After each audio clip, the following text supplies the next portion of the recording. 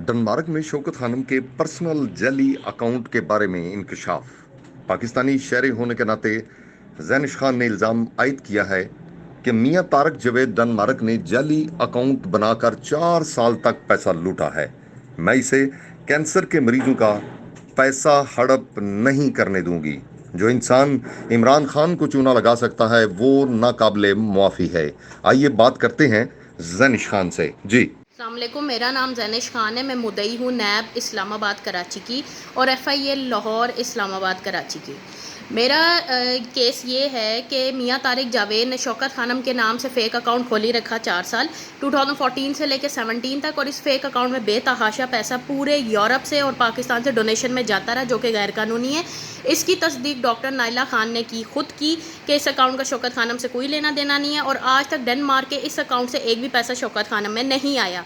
तो अगर ये पैसा शौकत खानम में नहीं आया तो मियां तारिक जावेद ने जो अपनी ज़ाती ज़िंदगी और ज़ातियात पे जो ये पैसा लगाया है, वो एक एक पैसा पाकिस्तानी अवाम ने खींच के निचोड़ के निकालना है। ये पैसा गैर कानूनी अपने पर्सनल बेनिफिट्स के लिए मियां तारिक जावेद ने अपने ऊपर खर्चा है।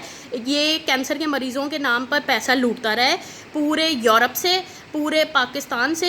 इमरान खान के नाम पर शौकत खानम है। इमरान खान चेयरमैन है शौकत खानम के। आज तक तो इमरान खान ने शौकत खानम के नाम पर एक भी अकाउंट नहीं अपना ज़ाती तौर पे बनाया।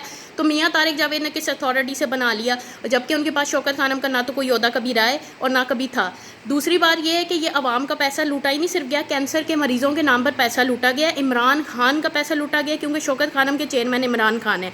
तो मेरी गुजारिश है हमारी कौम से, हमारे ओवरसीज़ बहन भाइयों से, कि ज़कात देने से पहले पता करा लिया करें कि ज़कात के नाम पे कहीं आपको लूटा तो नहीं जा